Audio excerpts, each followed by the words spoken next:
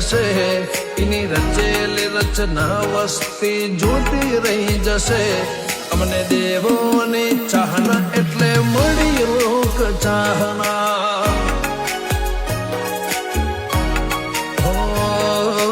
એની મારી ઓળખેણ અજર અમર થઈ જશે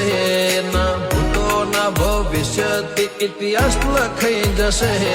અમને દેવોની ચાહના એટલે મળી લોક ચાહના